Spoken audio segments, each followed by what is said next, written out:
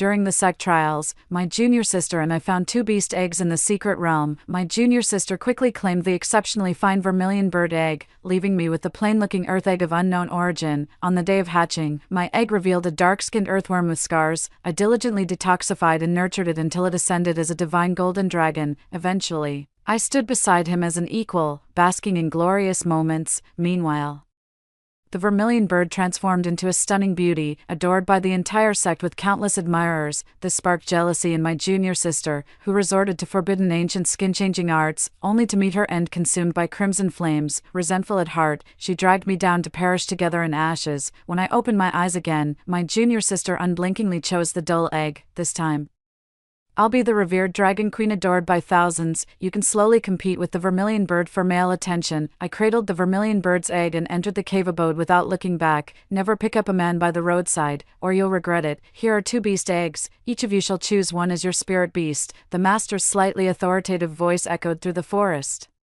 The Chinyan sect's once every 3 years trial requires each disciple to retrieve a treasure from the secret realm. I felt somewhat dazed, having actually been reborn on this day. Seeing none of us speak, Master glanced at me before finally settling his gaze on junior sister. The elder sister should yield to the younger. Let Violet choose first. Junior sister quickly regained her composure and stepped forward. She let out a cold laugh, then used immortal arts to store that plain-looking egg into her spatial storage. The master frowned disapprovingly and said, "Violet, why would you choose this beast egg? This gray egg not only looks weak, but the key point is we can't even detect what breed it is. If it hatches into some bald wild chicken chick, it won't do your cultivation any good at all. Better give it to your senior sister. Her cultivation is higher than yours. So even if it's a mediocre spirit beast, it won't hinder her. The master has always been partial. I'm used to it." As he spoke, he tried to take the gray egg out of the junior sister's spatial storage, but the senior sister remained adamant in her refusal, clutching the gray egg tightly, unwilling to let go no matter what. With tears in her eyes, she said, "Master, this is my own choice. How do you know I can't hatch a divine beast? Why should it be given to senior sister? Are you biased?" "Yes, you are. You always favor her in everything."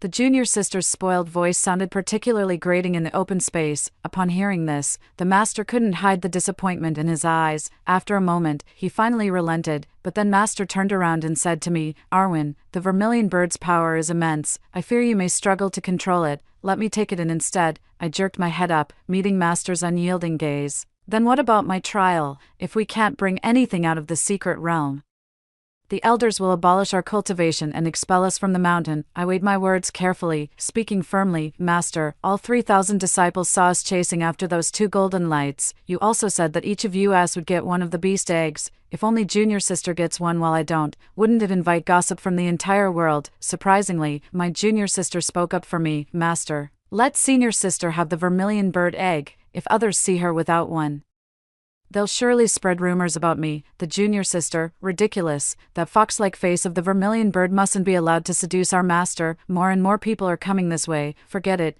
Do as you please." The master looked at his junior sister, then finally turned and left in anger. Her tone carried a hint of condescension. "Look, whatever I ask of master, he agrees. What you struggled so hard to obtain, I can get with just a few words. Now, the Vermilion Bird is yours.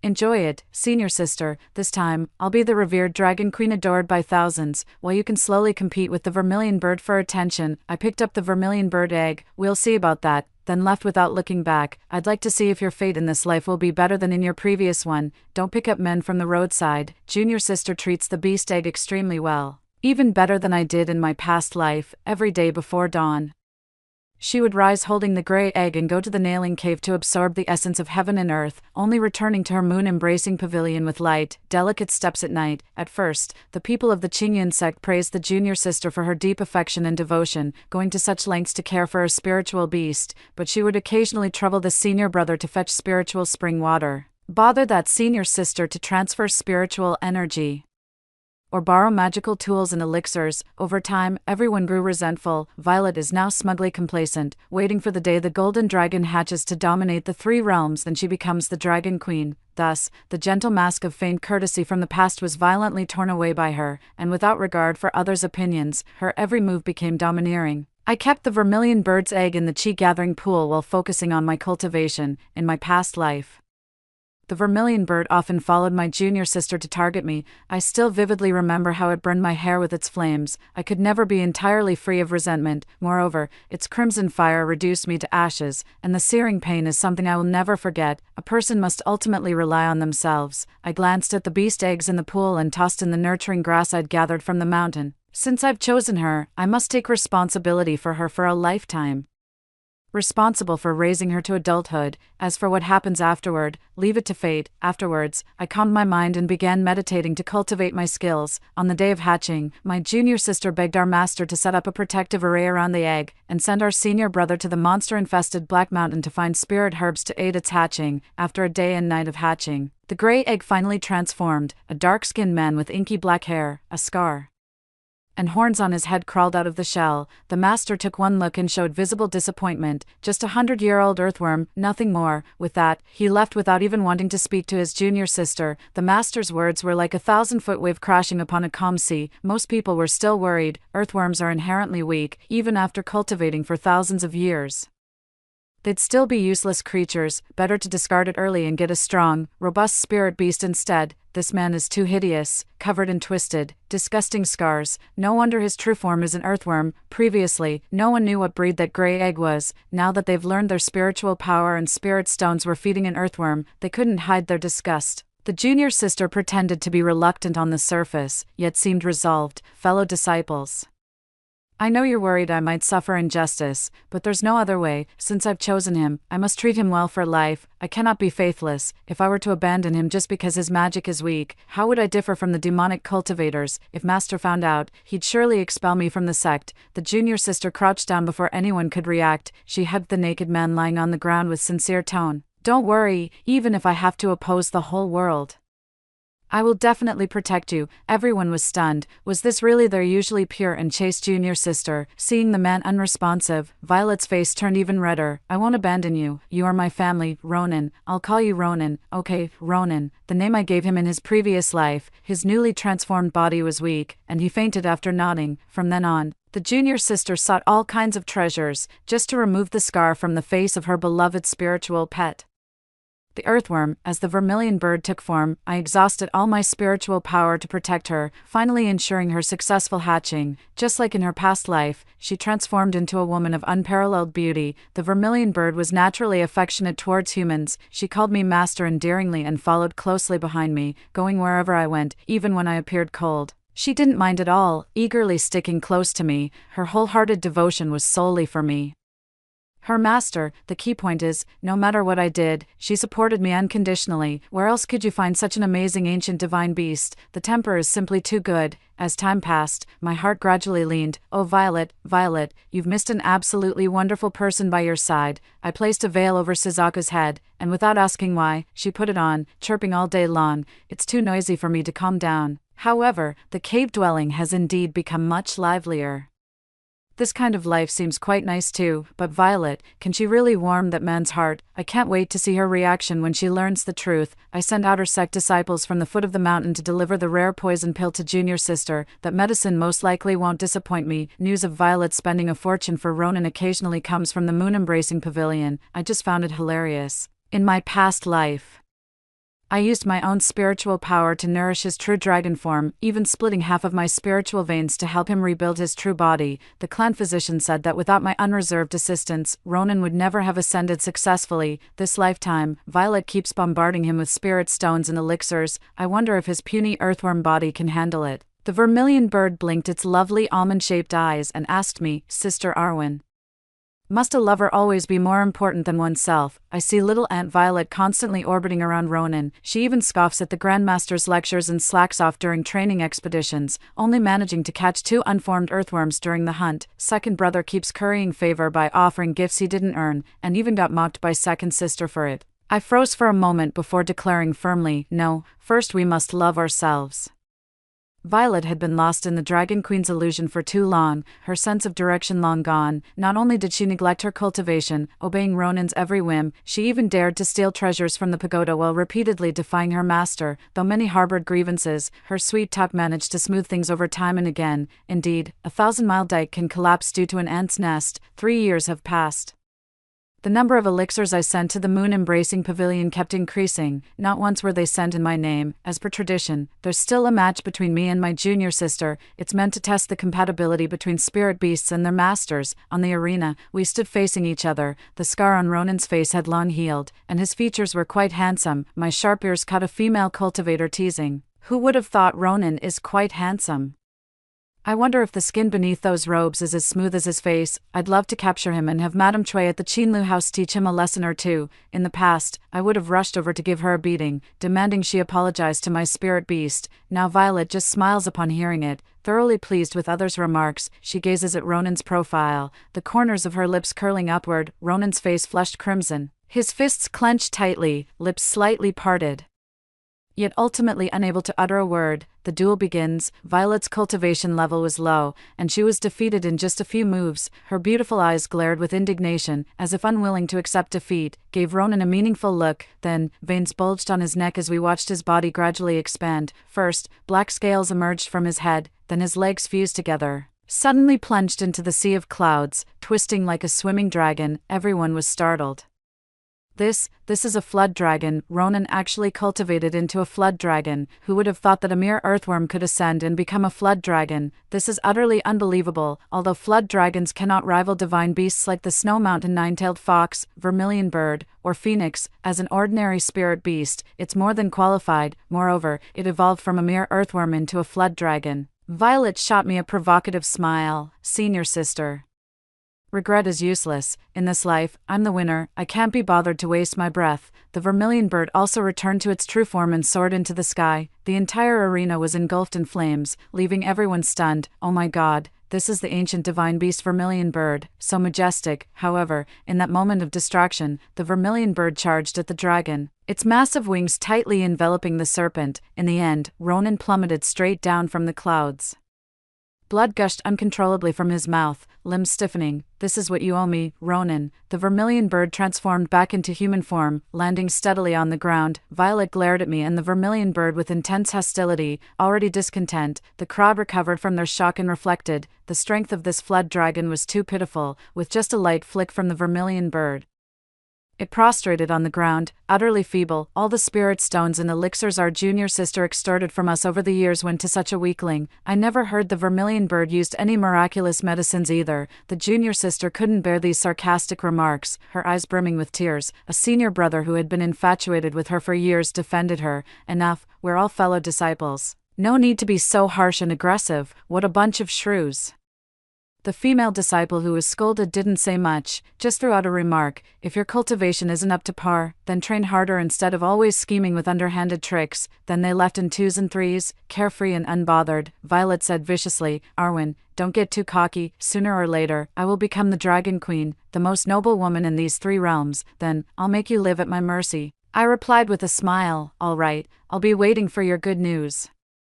Upon hearing my words, Ronan on the ground raised his head. Have I met you somewhere before? It was this exact expression that completely fooled me. I lowered my eyes in silence, making Violet afraid, flustered. She couldn't even look at me, pulling Ronan. No, you've never met before. You've always been my spirit beast. I was the one who carefully nursed you, detoxified you, and gave you a home. I'm the one you should be grateful to. She forcefully used magic to revert Ronan to his original form and pulled him into her embrace. A sudden gust of palm wind from behind knocked Shuchua's veil to the ground. Her delicate face was exposed to everyone's gaze. Some people were completely stunned by the sight. Violet's envious gaze was impossible to conceal. I dragged the senior brother out and threw him heavily to the ground. Defiant, he scrambled up and pointed at me. You! It was him who deliberately lifted Shuchua's veil. In her previous life, the Vermilion Bird was beautiful yet unaware of it. Her junior sister envied her beauty, while the senior brother deceived her youthful affections. The two conspired together, setting up an ancient forbidden technique to transplant the Vermilion Bird's face onto Violet's. Midway through the forbidden ritual, the Vermilion Bird awakened, summoning the most scorching crimson flames from across the realms with her true form. My junior sister was unwilling to accept it.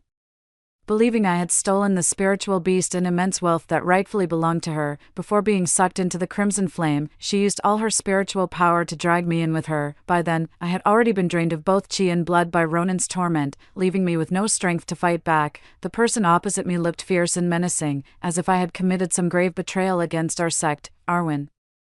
How could you have chosen the Vermilion Bird back then and given that weakling flood dragon to our junior sister? We didn't know the Vermilion Bird was this powerful before, which is why you got away with it so easily. Indeed, everyone in the sect knows you're exceptionally talented, and your cultivation is among the best. Even without a spirit beast, it wouldn't be a big deal, but our junior sister is different. She's been frail since childhood and her cultivation is weaker.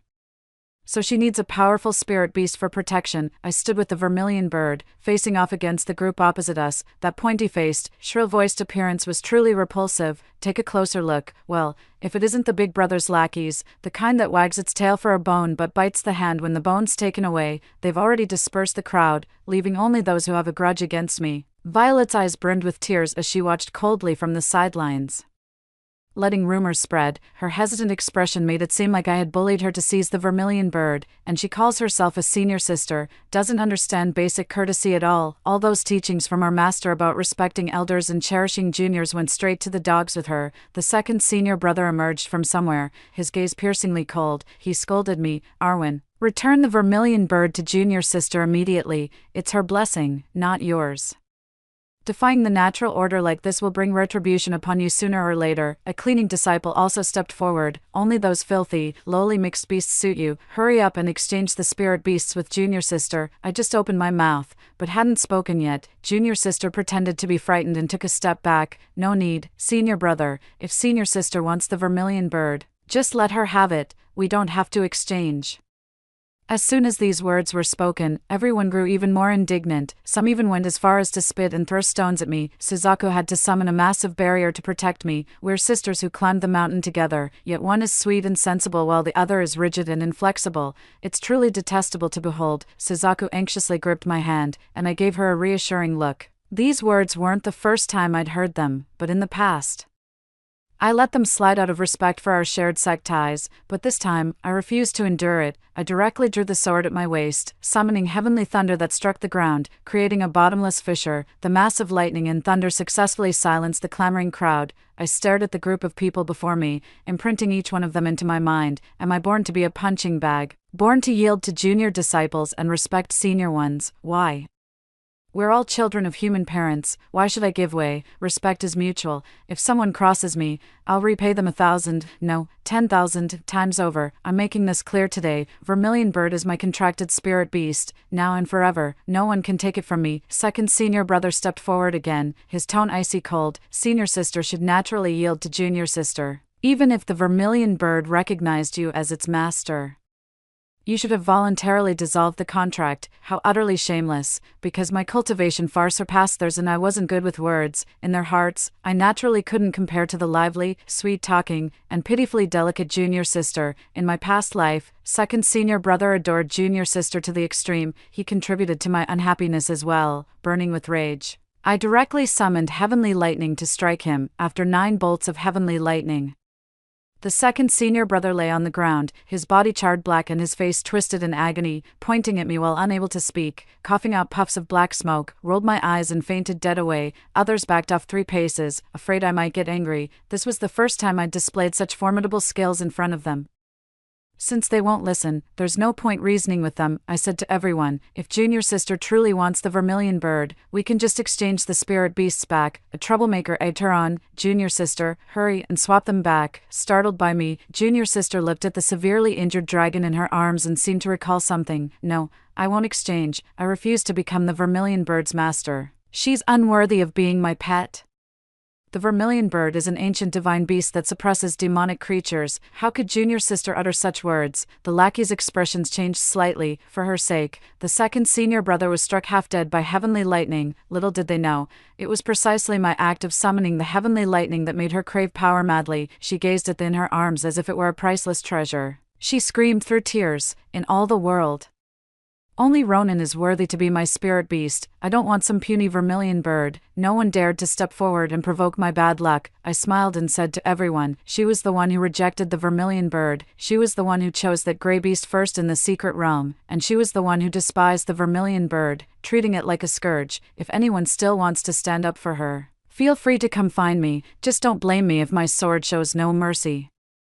As I passed by my junior sister, I whispered in her ear, "Also, you'd better cover up the fact that I injured second senior brother today, otherwise, Master will surely blame the dragon in your arms." My junior sister's hands trembled, almost dropping Ronan. The overwhelming hatred was no less than reducing one's bones to ashes. I smiled with satisfaction and strode away. From then on, everyone in the Qingyan sect avoided mentioning that day's events, treating me like an ancient venomous creature. This feeling was far better than when they mocked me. To my surprise, Zhu Ke became famous overnight in the arena competition. With her lively personality and straightforward nature, she quickly became familiar with all the disciples in the sect. She actually managed to get inside the library. Even the small stove in the kitchen was open for her, and I benefited quite a bit from it too. Admirers would swarm to the entrance of my cave dwelling. Left with no choice, I had to set up a barrier.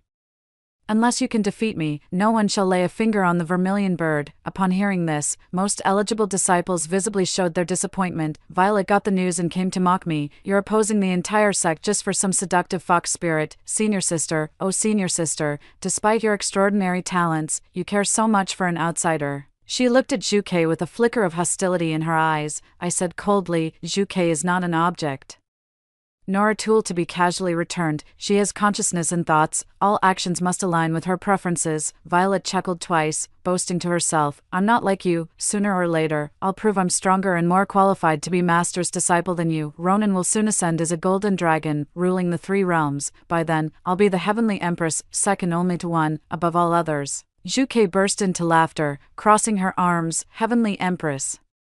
Be honest, with your mediocre skills, could you even pass the trial of 5 flavors true fire? Besides, Ronan isn't cut out to be the celestial emperor. Last time I saw him laughing and chatting with a farm girl at the foot of the mountain, it didn't look like he was particularly fond of you at all. Are you sure he really likes you?" This remark happened to anger Violet. "You're lying." Her expression changed as she drew the whip from her waist and lashed out at Suzaku, facing Violet's fury. She didn't retreat in the slightest. Suzaku tilted slightly, and the whip landed on the stone table. A single strike made Violet spit out a mouthful of blood. In the past, she could smash the stone table halfway, but now there wasn't the slightest mark. Clean, clear, and utterly unblemished. Not just me, even Violet was staring at her own hands and whip in disbelief, looking back and forth. She didn't even care about her injuries anymore. I took the opportunity to cast 2 invisible spells into her body. Violet didn't notice. She just couldn't accept losing face so badly in front of me. She let out an "ah," and rushed out abruptly. Suzaku and I exchanged a smile. No matter what I do, she would support me. I didn't pay her any mind, but rather the farm girl Suzaku mentioned. I actually have quite an impression of that. It seems Ronan has regained his memories, found his cousin, Celeste. Soon after, Ronan took a woman up the mountain. The woman was named Celeste. Unlike Suzaku's flamboyant and gorgeous demeanor, Celeste resembled a blue lotus blooming in water, graceful and upright, with a waist as slender as a silk ribbon. Her bewildered eyes were even more striking than Violet's. Violet and Celeste were affectionate with each other, without the slightest trace of discord. Ronan said that Celeste was a farm girl at the foot of the mountain who happened to be rescued by him during a demon beast rampage. So he brought her up the mountain. Violet obediently agreed and took her back to the moon-embraced pavilion. Somehow, Violet felt uncertain in her heart. Ronan didn't treat her as well as he had treated Arwen in their past life, always maintaining an inexplicable distance from her. Therefore, she had to be doubly good to those Ronan cared about, so she would have one more ace up her sleeve. But the clever often outsmart themselves. Little did she know how terribly I had suffered at the hands of this brother-sister pair in my past life. When Ronan first took human form, because of his appearance and original shape, he would shed golden tears at the slightest criticism, so I fought tooth and nail against those who mocked him, like a cat on a little chef's roof playing with mice. Take it slow, tease them until they're mentally exhausted and dare not speak ill of Ronan again. I gave Ronan my all, transferring spiritual energy to aid his cultivation, carefully protecting him, fearing he'd suffer the same bullying and neglect I did as a child. He kept calling me sister, and I foolishly believed his sweet talk, exhausting myself to detoxify him and help him ascend. Every ascension came with 3 heavenly thunderbolts, all of which I took for him. He'd casually say thanks for your hard work, and I'd naively beam with joy. Later, he climbed into my bed and clung to me, refusing to let go. Yet the words remained defiant. I'm cold, and your bed looks comfortable. The path of cultivation is long and arduous, but I think having someone by my side through the endless journey would be nice. Then one day, Ronan told me you remembered. He was no earthworm, nor even a flood dragon. He was a divine beast from the upper realm, his true form a golden dragon. Having fled home to escape an unwanted arranged marriage by his father, he accidentally fell into a savage vortex and was swept to this continent's secret realm in the form of a dormant hybrid egg, which I happened to find and subsequently formed a contract with. Celeste is his cousin who descended specifically to search for him. Ronan said he would restore his true form and return to the upper realm to give me a legitimate status, at his pleading and vows. I shared half of my spiritual vein to reconstruct his dragon bones, yet he found it insufficient, and even drained most of my spiritual power to ascend. When I asked why he was so extreme, he offered no explanation, instead relishing my weakened and humiliated state. The true dragon descended upon this spiritually barren continent, shocking all sects. Later, he cast an immobilization spell on me, forcing me to complete the grand wedding ceremony with him. Thus, under Violet's hatred, I became the seemingly glorious and revered Dragon Queen. Only on our wedding night did I discover his true intentions. Ronan brought a porcelain bowl, coldly staring at my restrained form as he used a scale to carve into my chest, extracting 3 bowls of heart's blood, scales carving the heart, wounds that never heal. Celeste emerged slowly from behind the screen, dressed in red with a phoenix crown, frowning as she fanned her hand before her nose, disgusted by the thick, fishy stench in the air. She said, "If it weren't for the fright I suffered in my mother's womb, which requires the heart's blood of your Chinian sex female cultivators as a remedy, you wouldn't even have the right to meet my cousin." Ronan remained silent, his movements leaving no room for mercy. I was in such pain that cold sweat broke out all over me. No, he was never called Ronan, but the noble golden dragon prince of the celestial realm, Lior. Every day I was hung in the stone cave to have 3 bowls of heart's blood extracted while alive, to keep me from dying. They brought large amounts of coagulating herbs. Who would have thought that the seemingly glorious Dragon Queen was nothing but a piece of bloody fresh meat? While they returned to the celestial realm, I escaped from the stone cave and witnessed Violet performing an ancient forbidden ritual, stealing the Vermilion Bird's skin to change her face. Thus, I was dragged into the crimson fire array and reduced to ashes. Now, I can't wait to see Violet's reaction when she learns the truth. By chance, while cultivating my skills atop the mountain, I overheard Celeste and Ronan's conversation. Remaining invisible as I crouched by the rocky edge, Celeste grew impatient. "Lior, why are you hesitating to act? Could it be that you've truly developed feelings for that lower realm female cultivator and forgotten your purpose here? My aunt has made it clear, you can only secure that position by marrying me. Don't throw away the greater good for a trivial matter." Lior was well aware, and could only placate Celeste. "Celeste, you know me, I never act indecisively. After all, she saved my life and has treated me kindly. You must give me some time." Though his words sounded sincere, Celeste wasn't buying it. "Give you time? Then who'll give me time? Violet is nothing but a complete white lotus, and you've actually fallen for her trap. If she were truly devoted to you, I might reluctantly let her linger a while longer, but she's clearly after the title of Dragon Queen. A woman like her deserves no mercy." Celeste was no naive, ignorant girl. After spending time together, how could she fail to see Violet's true intentions? Lior tilted his head and turned away. After a long silence, he sighed. "Right now I'm just a small flood dragon.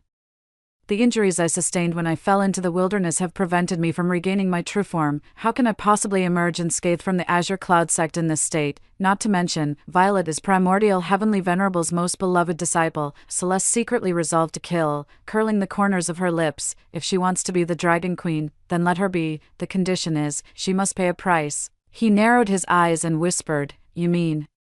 Their gazes sent a chill down my spine. At this time in my previous life, I was still healing Celeste. Who knows how many times they had secretly discussed putting me to death. I felt utterly worthless, as if my sincere feelings had truly been thrown to the dogs. When Violet appeared before me with a faint breath, I was genuinely startled. Her face was deathly pale, forehead covered in sweat, her hand clutching tightly at her chest. Yet she managed to force out an unconvincing smile. "Arwen, you must be so jealous of me." Seeing her current state, neither human nor ghost, a chill ran down my spine as I channeled spiritual energy to probe her body. A familiar pain. I abruptly withdrew my spiritual power and silently gazed at her. Violet scoffed, instantly bristling. "Stop looking at me with those pitiful eyes. It's always been like this since we were kids, when my spiritual power was weak. You had to help me cultivate, when my family was destroyed and you were injured.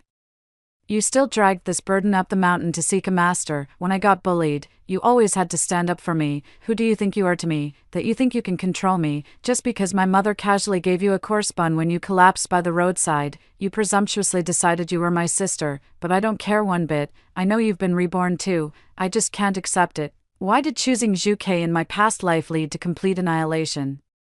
Well, this time I chose Ronan, yet still couldn't match how thoroughly you subdued Ronan in your previous life. Heaven always favors you. I closed my eyes and shut my ears, refusing to listen to her ranting. She still hasn't realized where she went wrong. You can't have your cake and eat it too. She was simply too greedy. After a long while, as if exhausted from speaking, she clutched her chest, throwing her head back in laughter. She exclaimed cheerfully, "You should have told me sooner." Just a few bowls of heart's blood in exchange for the noble title of Dragon Queen, totally worth it, she recounted smoothly. Ronan has already promised me that as long as I obediently offer my heart's blood to Celeste, he'll make me the Dragon Queen once he returns to the celestial realm. Her obsession with the Dragon Queen's throne ran too deep. She was tricked by Ronan into carving out her heart's blood, but so what? I've long since repaid every ounce of her mother's kindness to me. Even if she died quietly, I'd only think her death came too easily. Now, it's time to settle the score from my past life. Violet stumbled out of my cave dwelling. The curse I placed on her last time grew increasingly concealed. At the wedding of the eldest disciple and the elder's daughter, our master emerged after 3 years in seclusion. At the wedding, my junior sister surprisingly didn't provoke me. She looked aggrieved as she watched Celeste and Ronan flirt shamelessly as if no one else was around. The master naturally sensed something was amiss and demanded to know what was going on. "Master, Before Violet could finish speaking, the master noticed the faint but unmistakable scent of blood on her. With just one probe, he detected something amiss. Violet hurriedly tried to cover up, but her master moved faster. She could only lower her head and eyes, confessing everything. Sister Celeste suffers from a heart condition and requires daily doses of heart blood from female cultivators of the Qingyun sect as medicine to show any improvement. The expressions on everyone's faces varied. No wonder they hadn't seen much of their junior sister recently. Second senior brother's eyes were filled with heartache, wishing he could immediately take her place. "Don't worry, it'll be over soon." Upon learning that Violet was offering her heart's blood daily for Celeste, the master racked his brains but couldn't comprehend why his once spoiled and willful junior disciple would willingly become someone else's medicinal vessel. Heartbroken and furious, he immediately wanted to execute Ronan on the spot. Hearing this, Violet couldn't stay seated. She knelt before her master, clutching his wide, pristine white sleeves with both hands, tears hanging at the corners of her eyes. "Master, this is Violet's own decision. I beg you, please stop interfering with me." How could she explain that Ronan was the chosen one? The people of this continent had never even seen a true god. Who would believe a true dragon would appear here? In our eyes, it was clearly the arrogance of someone spoiled by favor. Hearing her plea for mercy only fueled her master's rage further. Drawing the Biyun sword from his waist, the overwhelming force sent everyone in the hall stumbling back 3 steps. Violet shielded him, while Ronan's face turned ashen. The master's Biyun sword is the masterpiece of the greatest swordsmith. While others couldn't even touch its hilt, junior sister could freely handle and play with it without any restrictions. Not only that, but junior sister's aura is remarkably similar to the master's. When necessary, the Biyun sword would protect her. Many years ago, the master personally taught junior sister how to control the Biyun sword's energy in front of all disciples, a fact known throughout Qingyun sect. I gave a meaningful glance to the beauty beside me, who responded with a calm nod after receiving my signal. Althea activated the talisman within her junior sister's body. She is a born talisman master, skilled in the 5 elements and 8 trigrams, as well as the esoteric arts of Qimenduanjia, known together with me as the twin wonders of Qingyun. She is the strongest in our sect, if anyone recalls carefully. They would remember Althea once praised Ronan as being no less handsome than the male courtesans of the Qinlu Pavilion. After Althea activated the spell, Violet suddenly seemed stimulated, sweating profusely as if fire burned within her heart. Even her master noticed something wrong, putting down his sword to approach and softly ask, "Violet, what's wrong?" She clutched her head, repeatedly murmuring, "No, this isn't right. It's fake," before anyone could react. Violet snatched the Biyun sword from her master's hand. With one thrust, she plunged the sword into her master's chest. Blood bloomed like plum blossoms, staining his robes. The master fell straight backward, died without uttering a sound, eyes wide open, as if filled with unresolved resentment. Murder. Junior sister killed the master. Seeing the shocked expressions of the crowd, Violet finally realized what she had done and hurriedly threw the murder weapon to the ground.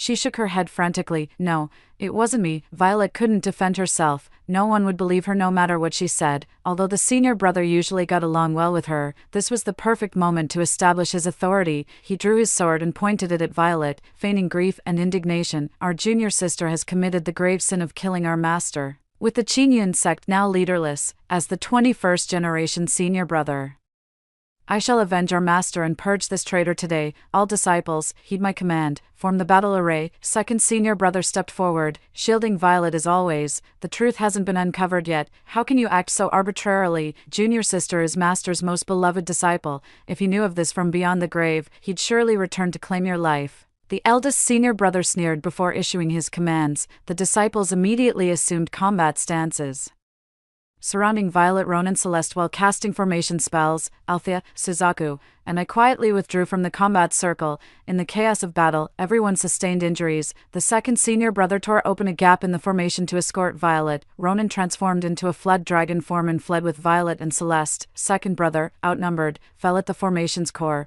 With his dying breath, he dragged eldest brother into the array. Violet glanced back slightly above, earning second brother's relieved smile. A mere dragon's body is nothing to fear. Countless flood dragons dwell in the underworld, none knowing he was once the heavenly prince. Thus, even if he died silently in some forgotten corner, no one would notice. He could forget about ascending as a golden dragon in this lifetime. Every elixir delivered to him contained Vermilion Bird's crimson fire. Prolonged burning damaged his bones, beyond even the finest spiritual veins repair.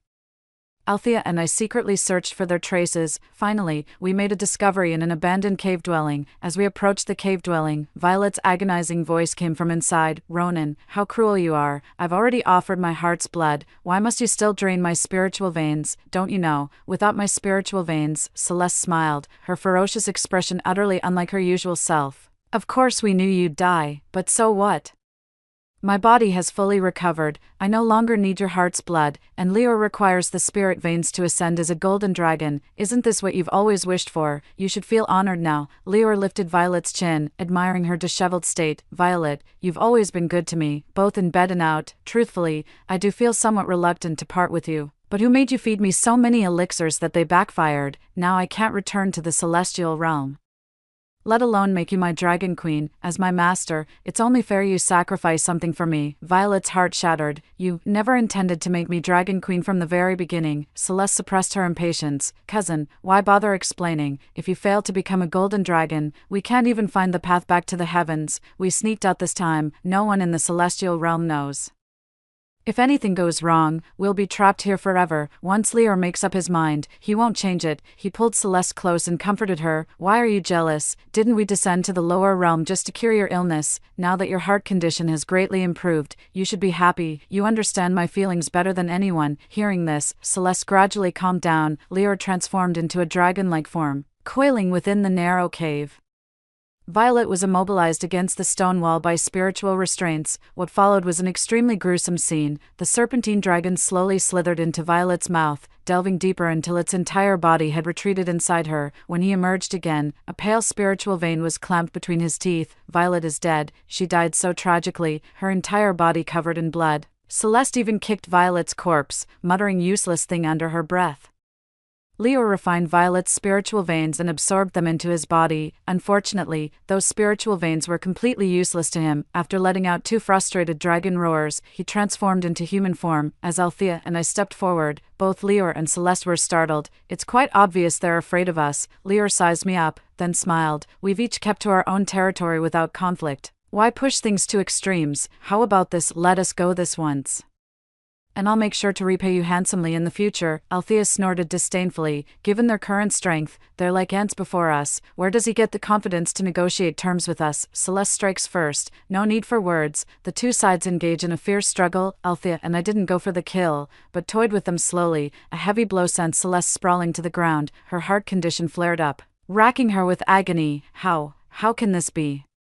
I thought I was cured. Her entire face contorted into a grotesque, unrecognizable mask. If I hadn't deliberately concealed her heart condition, she wouldn't have been so decisive in dealing Violet a fatal blow. Leo was no exception, his abdomen burning like fire, sweat pouring down. The Vermilion Bird had long planted the crimson fire poison in Violet's body. One drank her blood, the other extracted her bones. Nature also transferred the poison from her body to his.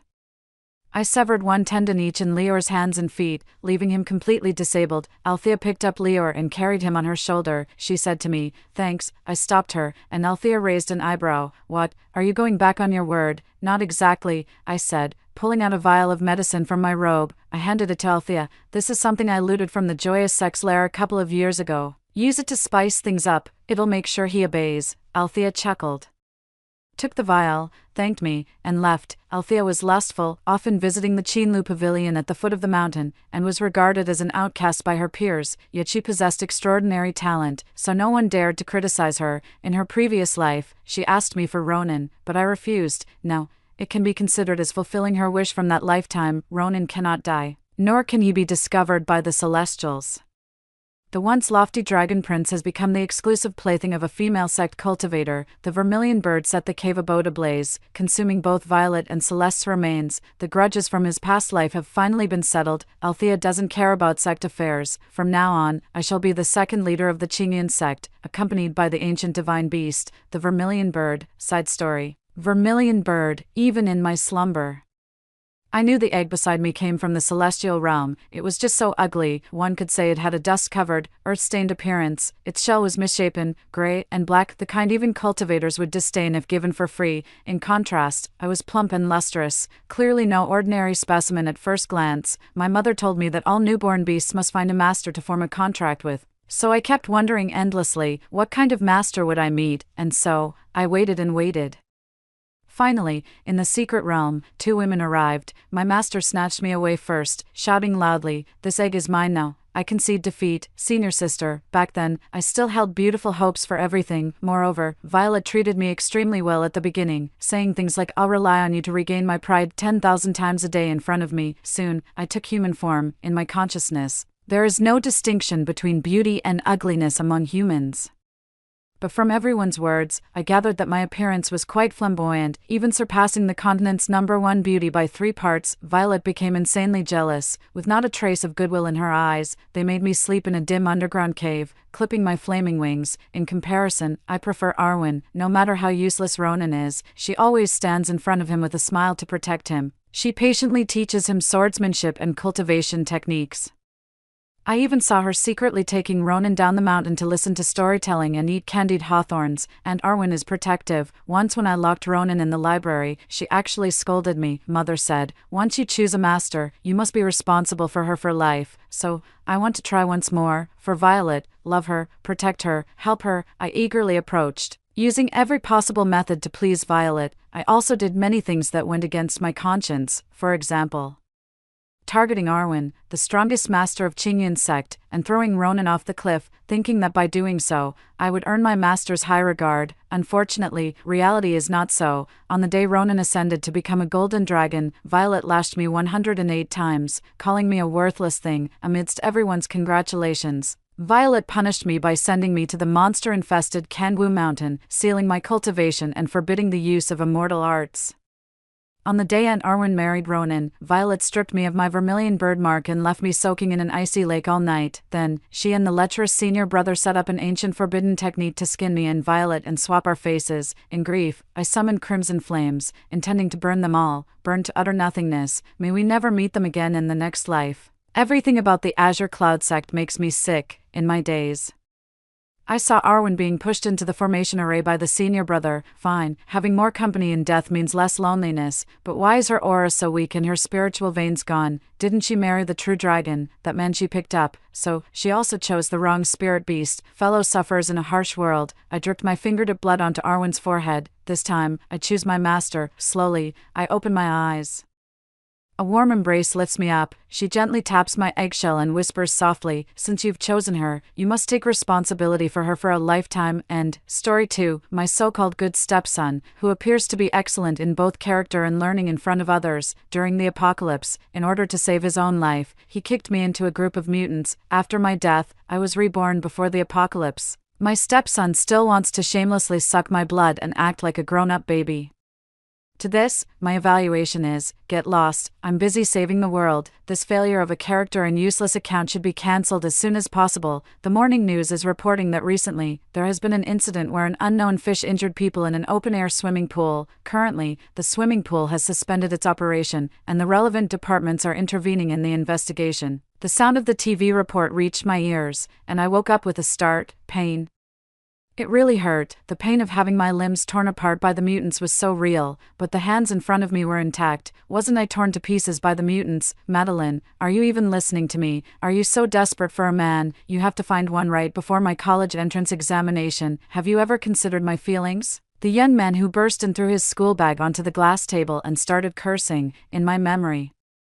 The blurry face of the last scene gradually became clear and overlapped with the person in front of me. It was Eric, my good stepson. He kicked me into the group of mutants to save his own life and locked the iron door. I've always known that you've been controlling me like a dog. You've never regarded me as your own son in your heart. You can die for me, and that can be considered fulfilling your duty as a mother. I desperately pounded on the iron door. The last look he gave me was full of disgust and a sense of relief. Pulling my thoughts back, I took a deep breath. I remembered everything. Eric was the child brought by my second husband. After my husband passed away, I raised him all by myself. Just as he was about to come of age, my family arranged a blind date for me. After Eric found out, he had a huge argument with me and slammed the door and left. Afraid of affecting his mood for the exam preparation, I turned down the blind date. Even though he insulted me in every possible way, I still had to swallow my pride and coax him back. But this time, a slap landed cleanly on his face. What? A man you haven't even met can affect your college entrance examination. Who is it that cares so much about men? I said. In that case, you might as well give up the exam early. If the invigilator is a man, won't you have to throw yourself at him? In the previous life, he didn't spare any effort to humiliate me with slutty words. Both openly and secretly, in this life, I will directly give him a taste of his own medicine. Eric's face turned red with anger on the spot, and he slammed the door and left. You don't deserve to be my mother at all. Indeed, it's my fault that he turned out like this. The fault lies in the fact that I was playing the lute to a cow and being sincere to a dog. I glanced at the wall clock. There were only 19 hours left until the apocalypse. Eric, since you dislike me for meddling in everything, I'll let go. A wild dog needs freedom. I sold off all the funds and stocks I had bought. I packed up all the gold and silver jewelry at home and disposed of them. I moved quickly, not daring to waste a single second. As soon as the money was credited to my account, I rushed to the local wholesale center. I stocked up on self-heating rice, instant noodles, snacks, beverages, mineral water, change of clothes, daily cleaning supplies, and even several large boxes full of sanitary products for my period, until I could fill the second-hand truck I bought. The staff member double-checked the long list of goods in his hand and was stunned. Don't you need these many things to be delivered? Just help me put them in the truck outside. While keeping an eye on the news in real time, I continued to gather the things needed for the apocalypse. In the previous life, the source of the apocalypse was the genetic mutation of wild animals caused by an unknown virus. After the mutated animals were eaten by humans, the virus would transfer to the human body and completely change the DNA in the human body. The infected person could be assimilated in as fast as a dozen minutes and were called mutants. Then, the mutants would exhibit indiscriminate attack behavior. From the beginning to the outbreak, the speed of transmission was terrifying. From the root cause of the outbreak, to the spread, to the whole city, it was only a matter of time before it fell. There were 15 hours left until the apocalypse. I had just sent a large amount of supplies to my home, and as expected, my thrifty mother called. I said there was a big clearance sale at the supermarket near our home. She asked what was going on with the people who came to change the locks and reinforce the doors and windows. I said I watched a legal program and that it wasn't safe in our area recently. She asked again, then what about Eric? The signal is bad. Mom, I'll hang up for now. After hanging up the phone, I was distracted for a moment, and suddenly a girl rushed out from the side of the road. Squeak. The girl was so scared by me that she stumbled backward. Then, a young man pounced on her. Fists and kicks landed on her along with curses. How dare you touch the bank card at home? And you even want to book a ticket and run away. This money is mine in the first place. The world is about to end. If we don't run, we'll all die tomorrow. The end of the world. My pupils shrank. Could this person also be a reborn? Beep. I honked the horn. Damn it. What are you honking for? The man kicked the truck. How dare a female driver drive on the road? I showed a smile with 8 teeth. Aren't I in a hurry to send you to your next life? The girl was taken aback. I opened the car door halfway. Are you coming with him or with me? At 11:23 in the morning, I took the girl to a restaurant and watched her gobble up the food. I went through all the details of the apocalypse with Zoe and confirmed that we were both reborn. In her previous life, she was a person who was obsessed with good looks and was infatuated with love, but in the end, she was killed by a scumbag. In this life, she woke up and was ready to pack up and run away, but as a result, She also triggered the new skill of domestic violence from the scumbag. I pressed my forehead. Scumbags always come in various forms. So, where did the mutation actually start? I said. The statements on various platforms are all different. The source of the mutant parasitism was the customers who had been to Yenu Private Cuisine. I said. Yenu Private Cuisine, why does it sound a bit familiar? After thinking for a while, damn it, is it that restaurant where the average consumption per person is in 4 digits? The chef is a Michelin-starred one, and you need to make an advance reservation and have some special card. Did I pick up a young lady from a wealthy family on the roadside? Zoe laughed. It was my elder's birthday at home. I didn't go there every day, though. Me, how many more surprises do you have that I don't know about? There are some. Then she took out a jade pendant, a universal storage space. In my previous life, I was so stupid that I fell for a good-looking guy and found an online celebrity streamer as my boyfriend. In the end, he killed me just to take this thing for himself. It's indeed a good thing, I thought for a while, but I've already spent all my money on supplies. Give me your Alipay account number. After she finished her operation, my phone received a notification sound. Alipay has received 10 million yuan in full.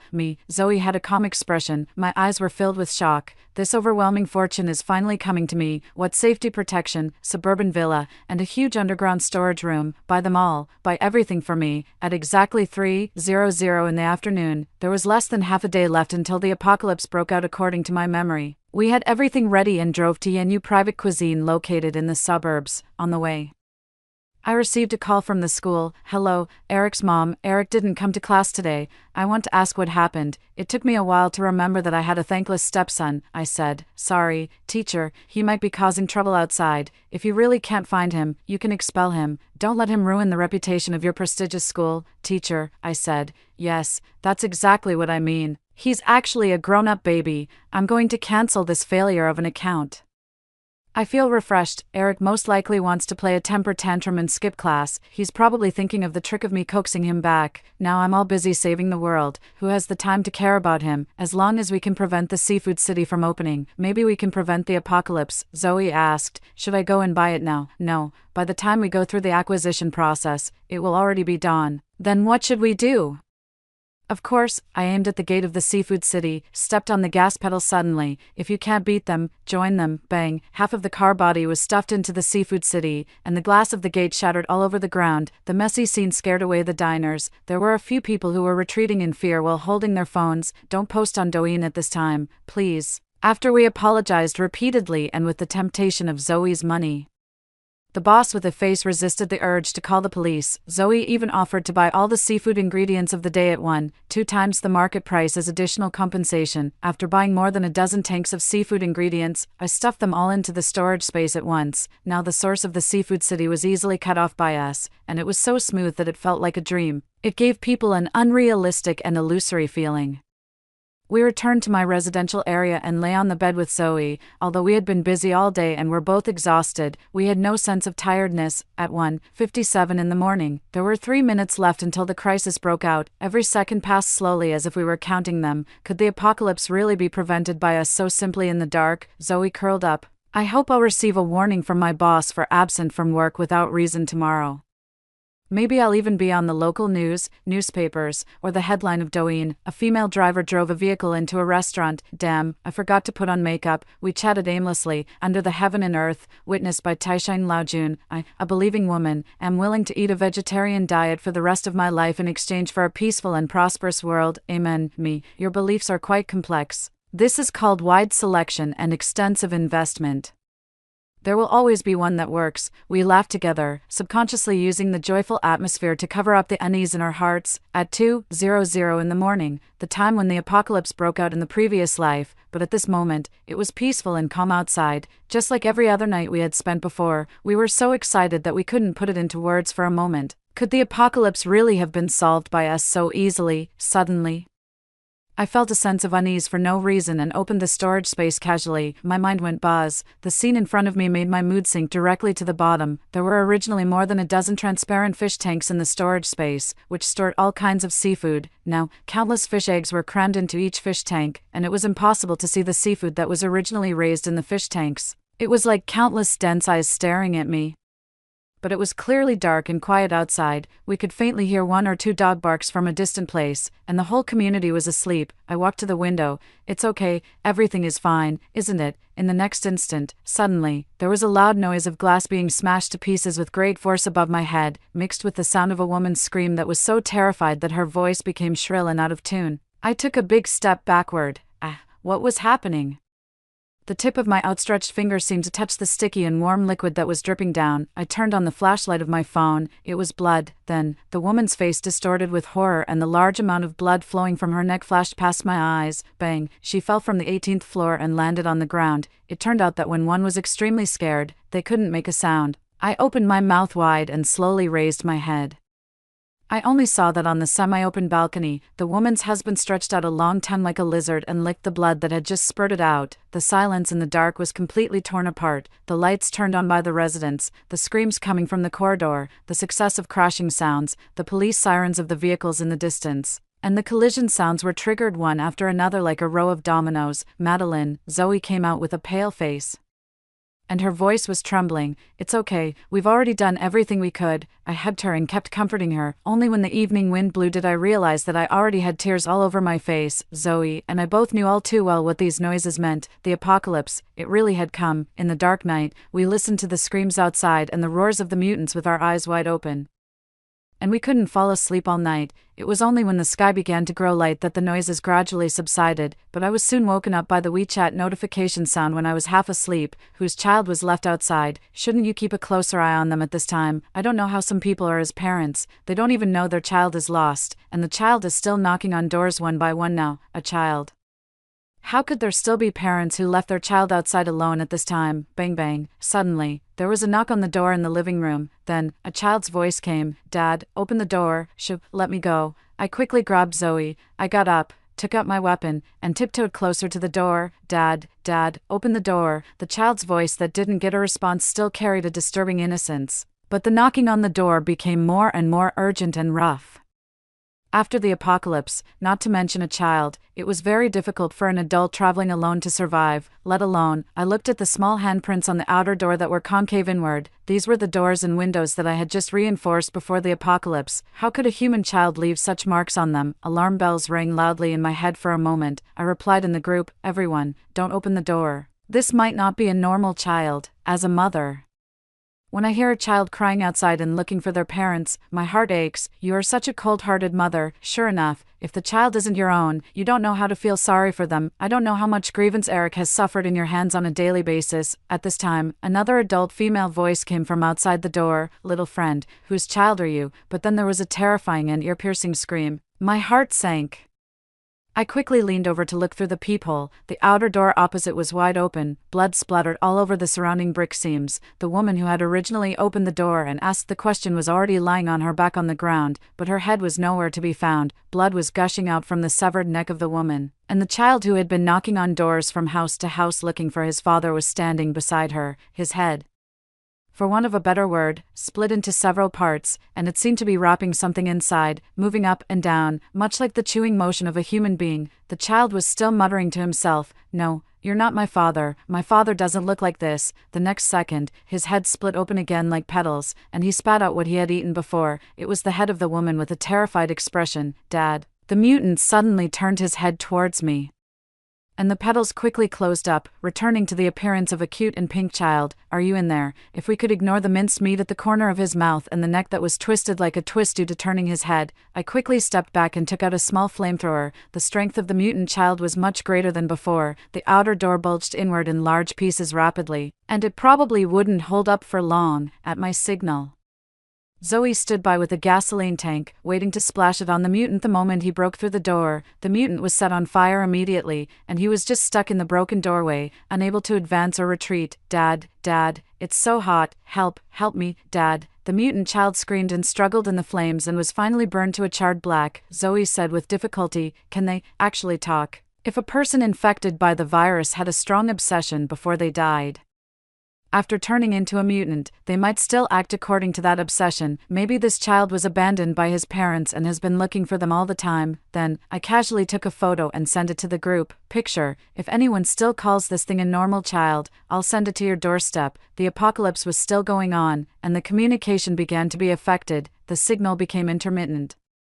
It was only after several days that we finally waited for the official announcement. This time, the source of the disaster had changed from Yanyu Private Cuisine to a store named Xingxing Seafood City. Zoe couldn't believe it, so this time the fuse is the Xingxing Seafood City. If we had known earlier, even if we successfully solved one private restaurant, there will be thousands of private restaurants appearing. Or maybe another seafood city. We have no way to stop what will happen in the future, I interrupted Zoe's paranoid thoughts, but we have to survive until the end. I just don't know when the official army will appear. In the previous life, Zoe was able to enter the base only after waiting for the official army that took in the refugees. The next second, I shook my phone, and the caller ID was Eric. Madeline, come and pick me up right now. Eric was obviously running. And we could vaguely hear the successive screams on the other end of the phone. I know you just want to see me in a mess without you, and then show up to bestow charity on me and make me grateful to you. I admit that you've succeeded. Madeline, can you hear me? Come right now. I hung up the phone, blocked Eric's phone number, and then threw the phone aside. After a while, an unknown number called. Madeline, you actually blocked me. Eric's voice was even more angry. It made Zoe beside me frown.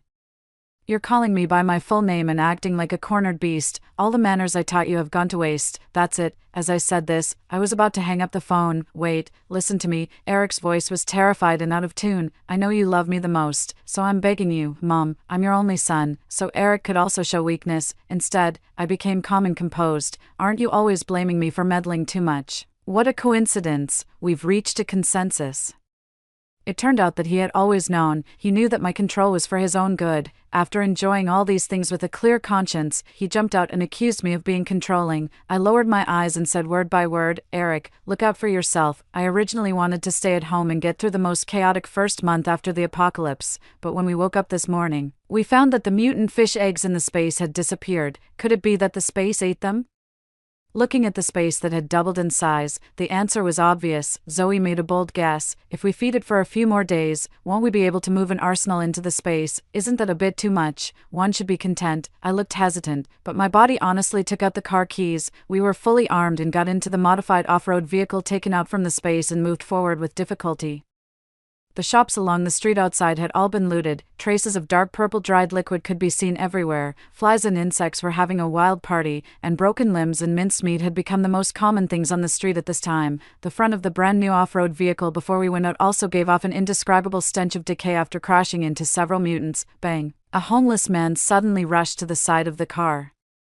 After leaving several shocking traces on the car window with his hands, he just stood there and stared at us as we drove away. It's hard to imagine that this was a bustling city center half a month ago. Help, help. Ah, the sound of a woman's cry for help came from the supermarket beside us, and we could vaguely hear the roars of the mutants. Wait a moment. I stopped Zoe, who wanted to get out of the car. It's too dangerous. You wait for me in the car first. But Zoe was very firm. You can't protect me all the time. I will have to face these things sooner or later. I was stunned. My mind was full of thoughts for a moment, but it seemed like I wasn't thinking about anything. I stroked Zoe's head. Then we have to be careful together. I swallowed the rest of my words. If only you were my child. I protected Zoe and entered the supermarket, approaching the source of the sound cautiously. The supplies in the supermarket had almost all been looted, leaving only empty shelves standing crookedly. From above the shelves, we could already see the huge fish head of the mutant. His fish eyes on both sides were rolling wildly in their sockets. Obviously, he hadn't noticed the woman who was lying weakly not far away. The woman hugged the bundle in her arms tightly and wordlessly cast a pleading look at us, but they were too close, and it was very easy to alarm the mutant. Be careful. Zoe quietly pulled me back a bit. The next second, she pushed over the shelf beside the mutant. The mutant was caught off guard and was pressed under the counter. We carefully walked around to observe. His big fish head burst the shirt on his body, but he was still wriggling unwillingly. Watch your step. I saw the unknown mucus quietly spreading out from under the mutant fishman. This mucus might be poisonous. How do you know that? This is a catfish mutant. This kind of fish has a lot of mucus on its body surface. And its most iconic feature is its whiskers. It seemed that in this life, the types of mutated animals would still affect the form manifested after the virus parasitized. I took out the machete I had prepared and chopped off its fish head. The mutant stopped living and began to rot rapidly. Well, the housewife has conquered the world. It seems that there's only this one around here. They should have all gone to escape the heat. Are you okay? I stepped forward and helped up the woman holding the bundle. The next second, she suddenly took out a dagger from the bundle and skillfully put it against my neck. The bundle in her arms was empty. Zoe let out a scream. If you don't want to attract the mutants, just obediently hand over the food in the car. 3 men walked out from the dark corner. When they saw the young and beautiful Zoe, they whistled at her playfully. Good job. Take her back first. Sorry, the woman whispered in my ear. Just like that, we were taken hostage to their base. A strong smell assailed our nostrils, a smell of decay, debauchery, and nausea. I suddenly had a bad feeling. The thick curtains in the room were drawn open, and sunlight spilled in, but the scene in front of me made my fists clench. There were several women in the corner, tied up with chains and almost naked, including the girl who had previously pretended to be a woman. There were only a few dog bowls in front of them. Damn it. Who are you making that deadpan face for every day? The man with yellow hair kicked one of the women hard. All of you cheer up, we'll reward you guys properly tonight. They were clearly still alive, but they were as motionless as dead things. But the apocalypse had just begun, and these scum and parasites were already out there doing evil. The world has to be in chaos for us guys to have a chance to get ahead. The fat man pulled up the girl who had just pretended to be a woman like a torn doll and kissed her. This girl was said to be a graduate of a prestigious university. I tried to get my hands on her several times but failed. Now she's at my mercy, isn't she? The lackey with yellow hair. Aren't you just like an emperor in ancient times? Then we'll follow you and enjoy the good life. Haha. Zoe struggled and cursed. Aren't you afraid of the police?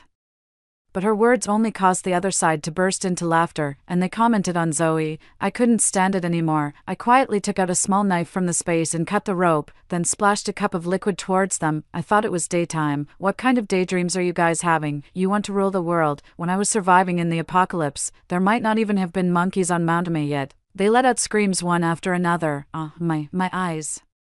The mucus started to sizzle and smoke when it came into contact with their skin, and it seemed to be corrosive to some extent. The catfish mucus I collected just now, I might as well test it on you guys, you bunch of trash. It turned out that stocking up on everything would only save me. Zoe enthusiastically stuffed knives into the hands of the several girls who had been untied. Come on, one for each of you. Let's get revenge for our grudges.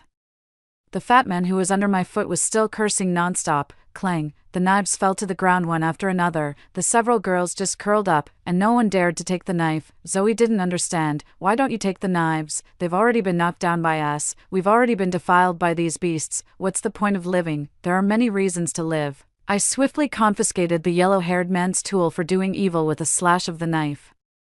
And immediately the room was filled with his screams. When you're alive, you have the opportunity to hear your enemies scream at your feet. Why should you torture yourself? It's them who deserve to die. The last sentence was like a magic spell. The several girls repeated it, and the vitality was injected back into their bodies. It gave them the strength to raise the sharp blades and charge towards the enemies, and the courage to hate and vent their disgust. In the end, we still tied up the 3 men who were almost out of breath and threw them in the room. Then we opened the door wide and sprinkled the high-grade fish bait that the mutant fishmen loved the most. I believe the mutants will be very grateful for this gift from nature. When we got home again, we had 2 more partners. It was already dinner time, and we urgently needed a delicious meal to soothe our battered souls. I first took out a bag of frozen shrimp dumplings from the space and steamed them in a pot. Then I took out the chicken drumstick meat, scalded the chicken skin with hot water until it curled up, added scallions, ginger, and cooking wine to get rid of the fishy smell. Then I fished it out and cooled it down, drizzled it with sauce, and stir-fried a seasonal vegetable. The overbearing smell of scallions and ginger immediately entered my nose, whetting my appetite. I also took out 2 spare ribs, cut them into pieces, blanched them in a pot to remove the blood foam, and then put them into a stew pot. I added soybeans and bitter gourd to make a bitter gourd and spare rib soup. It didn't take long for me to put the 3 dishes and 1 soup I made on the dining table. In my previous life, when I was out of the base looking for supplies, I unfortunately got surrounded by mutants. It was Nora who passed by and saved me, but I had never heard of her past. Unexpectedly, I would meet her earlier in this life, but I was still one step too late. If I had met her earlier, she wouldn't have had to go through such suffering. I touched the top of her head with heartache. Nora, I think you should be a local. I just don't know if my cooking is authentic enough. Have a taste. As soon as I finished speaking, it was like winding up a machine. Big tears rolled down from the eyes of the girl who had been silent all this time, and she suddenly burst into tears. Nora was originally a young girl who faced the unemployment crisis just after graduating from university. When the mutants broke out, she was trapped in the rental house like this. Fortunately, she had always been a food-loving girl who liked to stock up on food. When she was in university, her greatest hobby was to stock up on a lot of food and then invite her roommates to share it happily. Her life was colorful. This apocalypse caught everyone off guard. The community WeChat group called on families with surplus supplies to come out and share, and she actively responded immediately, but as supplies became more and more scarce and people's hearts became impetuous, some people with ulterior motives set their sights on her. The nightmare began. She even helped the evildoers and used herself as bait to deceive one woman after another. If she didn't do this, she would die. Good people don't live long here, and she had to be ruthless. As long as she could survive until the end, this was her last obsession. In the nightmare, she never shed tears, even when she threatened others with a knife, when she was rescued, or when she was the first to rush towards the evil with a knife, until a plate of steaming shrimp dumplings was placed in front of her. It broke through the psychological defense line she had built up for several days. She choked up and asked, Why? Why did you save her? Why did you accept her?" She was even too ashamed to ask the question. Then she was embraced in a warm hug. The warm hug healed all her anger, hatred, confusion, and grievances. It told her over and over again, "Those people can't threaten you anymore. You can grow freely now." Yes, her world was filled with color again. The world was the crystal clear shrimp dumplings wrapped with fresh shrimps, the tender chicken meat stained with sauce, and the bitter gourd and spare rib soup with oil floating on the surface. The tender young sprout pushed aside the huge rock above its head and emerged from the soil. I'll guard the door today. I'm still very energetic now and not sleepy at all." After dinner, just as everyone was about to go to sleep, Nora volunteered to stand guard. Suddenly, her stomach let out a growl, and Nora immediately covered her stomach, her face turning bright red. "No, it's not that," I asked tentatively. "Then shall I cook you some noodles as a midnight snack? Can you add an egg too?" I was amused by her pitiful look and turned to the kitchen to prepare the midnight snack. Suddenly, I heard Nora let out a scream. I immediately went over and met the pair of tired and bloodshot eyes looking through the peephole. It was Eric. How could he be so lucky to still be alive? "Mom, I'm so happy to see you again. You have no idea how I managed to survive." "Well, you're really getting ahead of yourself, kid." Eric was so excited that he was babbling. "I really know I was wrong.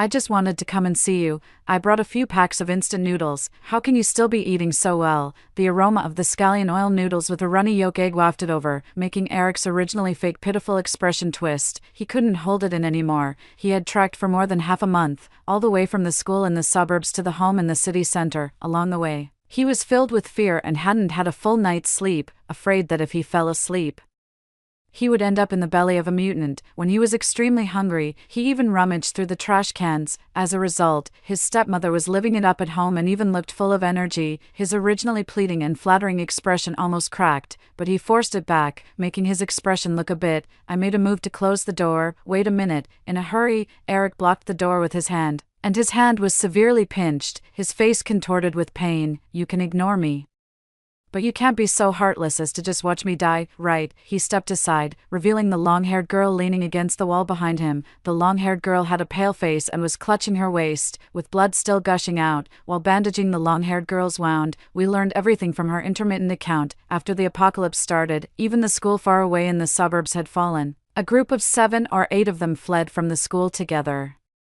But it turned out they just jumped out of the frying pan and into the fire. By the time they reached the city center, only the 2 of them were left. During a pursuit by the mutants, the long-haired girl accidentally fell while running and was stabbed by the exposed steel bars of a light sign. Fortunately, Eric came back and helped her run together, and they were able to survive. If it weren't for Eric, I would have lost my life.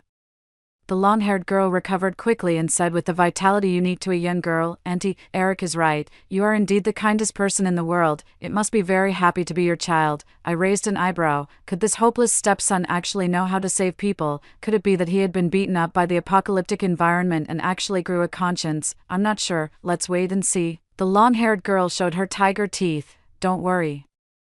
As long as I get in touch with my uncle, he will definitely come to save us. He's an official, Zoe," and I exchanged a look. We tacitly looked away. "Where are the supplies in the house?" Eric came over and looked down at me. "Supplies are scarce now. How are you going to survive in the future if you're so wasteful? Just hand them over to me. I'm the only man in the family now, and I'll take care of them for you." I was silent for a long time and then spat out 3 words. "Get out," he sneered, convinced that I was still angry with him, and his tone became even more mocking. "You know very well what time it is now, Mom. How are you going to survive in this apocalypse without me? Do you think you can rely on these women who can't carry anything or do any hard work? I'm your only son." Yes. He was still that good stepson who thought it wasn't enough to suck my blood and even wanted to kill me, and he still had the nerve to try to play the role of a grown-up baby. I spit on that idea. The next second, I grabbed Eric by the collar and threw him out of the house, but he still clung on like a piece of chewing gum and stayed in the corridor. Seeing his hard life of sleeping rough, the long-haired girl he had saved showed a look of pity. "Isn't it a bit too harsh to just leave him there? He did save me, leave him alone. An ungrateful stray dog should be left to fend for itself. If it weren't for him knowing that you have an official uncle, you would be in the belly of a mutant by now." The long-haired girl swallowed her confusion. I didn't have the time to explain more and just left her at home to recuperate, and with the persistent daily feeding of mutants to the space had expanded to a very considerable size. Life suddenly got better. On the other hand, through online channels, we learned that the authorities were gradually building bases in various places to resist the mutants, and order was steadily taking shape as the bases were slowly established. Perhaps we could hold on until this great disaster ended. One day, official vehicles appeared downstairs at home. We, who were about to go home, hid in the shadows to observe the situation. The leading officer placed a loudspeaker on the roof of the vehicle that was playing on a loop. It seemed that the authorities were going to incorporate the surviving residents and gather them together in the temporarily established base to jointly fight against the mutants. In my previous life, my cheap stepson had thrived in the base thanks to my selfless dedication. Eric, who was about to get on the vehicle, spotted us hiding at a glance. "It's them," Eric smiled gently but gritted his teeth. "We owe our survival today to them." The long-haired girl's uncle sized us up, raised an eyebrow, and looked suspicious. After all, we all looked full of vitality, which was rare in the apocalypse. Just like in the previous life, the base we were going to was the one closest to City X, and it was also the military training base located on the border between the 2 cities before the apocalypse. The long-haired girl's uncle, David, was the officer in charge of leading the team this time. However, due to continuously rescuing the trapped residents in various places, the return journey was greatly extended. We could only find a place to rest for the night before nightfall. After all, no one wanted to face the mutants that were at their most powerful at night. These were all understandable, but they chose the gymnasium, and it was the kind with an international standard swimming pool. The mutant fishmen that loved water could swim back and forth in it hundreds of times with turns. Nora was worried. "Commander David, I believe the authorities should also have some understanding of the current habits of the mutants." David raised his gold-rimmed glasses and smiled. "Don't worry." Eric said that this place had been abandoned and unused before the apocalypse, and no one had been here, and there were no mutants either. Eric immediately jumped out. Now the authorities attach great importance to the reconstruction of the base after the disaster, and women are also a rare resource. If you're afraid, just hide behind rare resource. In other words, they didn't consider us as real people. Seeing David's frown slightly furrowed, Eric immediately changed the subject. "Hey, David, don't take them seriously. I'll talk to them properly later." He leaned in and threatened in a low voice. "This is the person in charge of the base, Madeline. I warn you not to ruin my plans." I was so angry that I laughed, as expected. "You stick to any man you see. Could it be that you have some secret preferences?" Bang! Suddenly, a small figure rushed in from outside the door but fell flat on his face, attracting everyone's attention. Everyone was on guard, and a sea of gun barrels was aimed at him in unison. "You little rascal, where have you been? I've been looking all over for you." A plump auntie squeezed out from the crowd, grabbed the child's ear, and apologized repeatedly. "Sorry, my child is naughty. I didn't keep an eye on him when we got off the vehicle just now, and he ran away."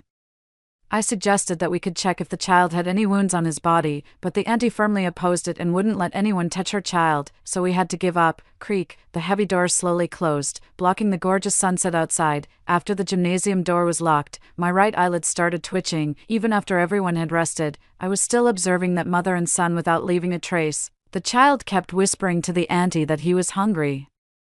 And even though the pile of plastic packaging in front of him was getting higher and higher, he didn't stop. The auntie looked distressed. "My poor child, hold on a little longer. There will be a lot of delicious food when we get to the base." Her carry-on luggage was already empty, and she couldn't take out any more food. "I'm hungry, so hungry, Mom, I'm hungry." Without food, the child's voice became more and more urgent. The body under his hoodie kept twitching, but the auntie, who doted on her child, didn't notice it in time. I immediately woke up the people traveling with us. A voice that was hard to tell whether it was male or female came from the child's body. "Mom, Mom, ugh, Mom, can I eat you? Shut up, can you guys be quiet?" A shrill scream rang out throughout the gymnasium. The child, no, he had already turned into a mutant. He opened his mouth, and several octopus tentacles stretched out.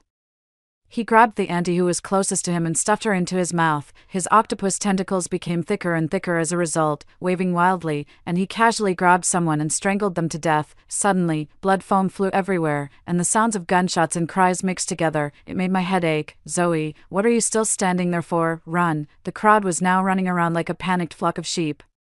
Even David's men couldn't deal with this octopus mutant in the first place, and it infected more and more people. Even getting shot only enraged the mutant and made it more violent. I clenched the machete I took out from the space and rushed towards the mutant the moment I could. After all, Zoe and the others were still just children and hadn't experienced the real apocalypse. I had to protect them. At this time, there were already some broken limbs piled up at the feet of the mutant. It was so vivid that there was even an arm belonging to the auntie, and the connected fingers even twitched. The smell of blood in the air kept stimulating the nerves. A strong feeling of nausea rose in my stomach, and I couldn't stop trembling. Even though I had lived through the apocalypse for 10 years, I still couldn't really become numb every time I saw such a scene.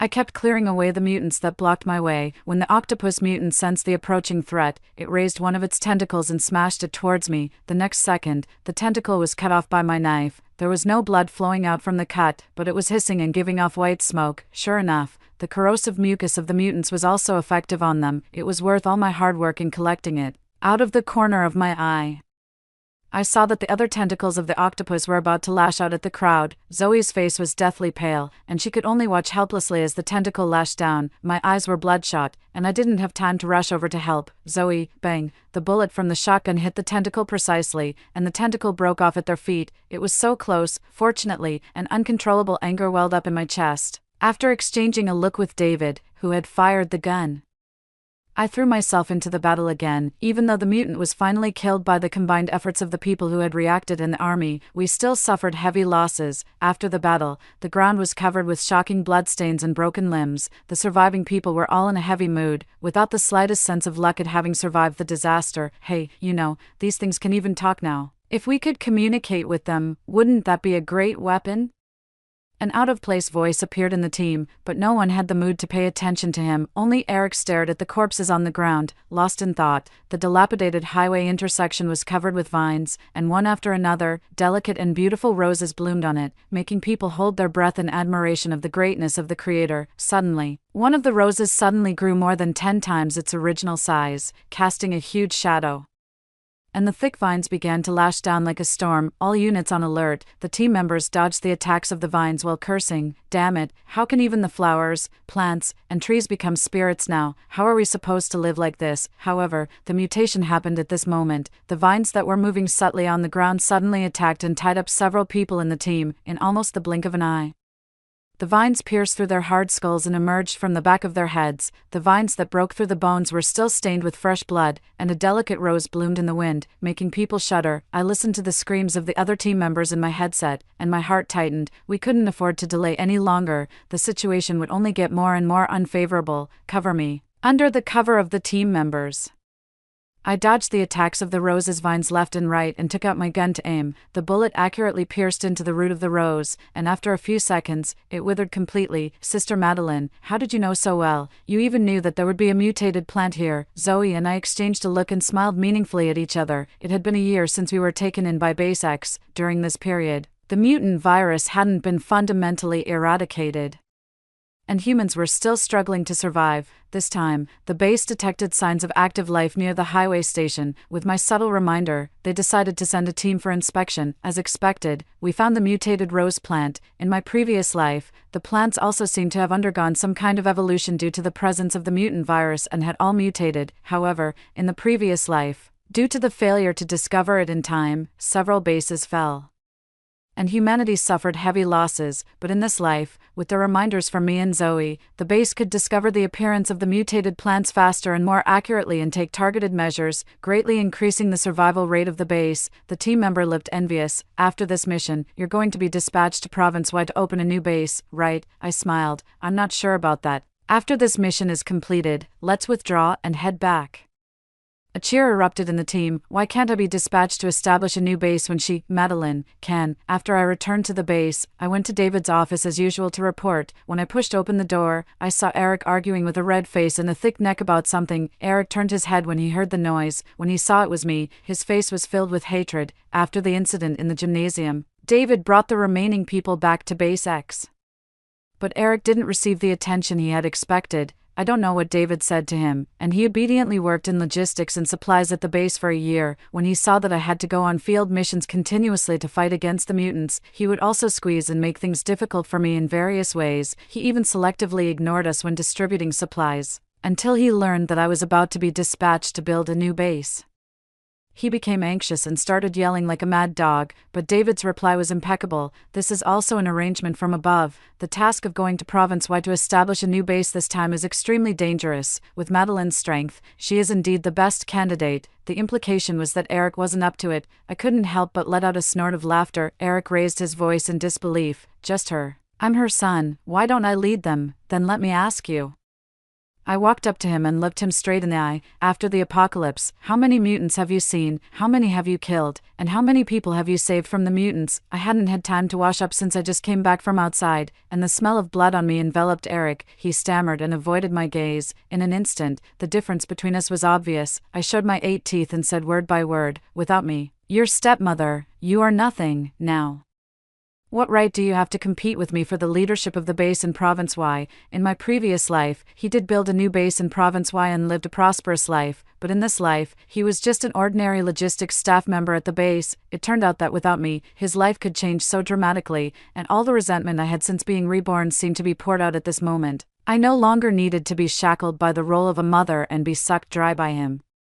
Nor did I need to rush ahead of him and work my life away for him. I accurately captured the momentary distorted hatred on Eric's face, and I felt secretly pleased. I no longer needed to do anything for anyone, I was just myself. But the sudden attack of the mutants disrupted our original plan, and every time they attacked, they precisely targeted our weaknesses. Then they would run away after the attack, showing no interest in lingering in the battle, but each time, they caused us heavy losses. When we rushed to the battlefield again, we only saw the team members in a state of chaos, chattering and discussing. Why do these mutants understand tactics now? Could it be that they've developed brains? Why didn't anyone inform us about this biological evolution? Now that mutated plants have appeared, I wouldn't be surprised if you told me there was a battle between King Kong and Godzilla outside. But after the discussion led to nowhere, we could only reluctantly withdraw the team. Due to being defeated by the mutants several times, there was a lot of panic in the base. All kinds of rumors, such as the mutants are the masters of the world and being infected by the mutants will be the best solution for evolution, were spreading everywhere. But according to my memory from the previous life, this was only the first year of the apocalypse, and the evolution of the mutants couldn't be so rapid. And every time they could accurately target the weak points of the base. Coupled with the obvious signs of deliberate guidance in public opinion, maybe someone was playing tricks. If there was an insider, it would be easier to catch them. Suddenly, I came up with an idea. Inform the others. We need to hold several meetings and change the layout of the base's city defense. The next night, even though it was dark, it was hard to hide the actions of some sneaky people. Captain, we caught him. Just as the shift was changing and we were taking a breath, Zoe came over. But she had an indescribable expression on her face. It's Eric. I pinched the bridge of my nose and motioned for her to bring the person in. Tell me, what were you doing sneaking out of the base at this time? There was another wave of mutants attacking this morning, but this time our guards noticed it in time and managed to defend. The captured Eric still had a nonchalant expression. Why should I answer you? Something's wrong, Captain. A team member walked in quickly. The mutants are invading, and now the west gate has fallen. I immediately looked at Eric. Did you lure the mutants to invade the base? Is this your plan? Don't you know how many people have died at the hands of the mutants? Eric stared at me with hatred. So what if I did? What right do you have to blame me? Madeline, you're just a dog in our family. You killed my dad, ignored me, and even tried to boss me around. You deserve to die. What about the other people in the base? They're all innocent, but Eric showed no guilt at all. Since they all support you, let them go to hell with you. You're the one who killed them. I'm the one they should have chosen. I closed my eyes and let out a long sigh. Sure enough, a useless account is still useless no matter how much you try to save it. You all heard it, right? Eric, the logistics staff member of the base, colluded with the mutants and will be imprisoned temporarily. A trace of panic appeared on Eric's face. Did you really think that I knew there was an insider but did nothing and just waited stupidly for you to lead the mutants to our doorstep? The city defense maps received by all the people in the meeting had slight differences. I had set a trap and was waiting for someone to fall into it. Considering the direction of the mutant attack this morning, there's nothing that can't be understood. Eric's face changed several times, looking like a spilled palette.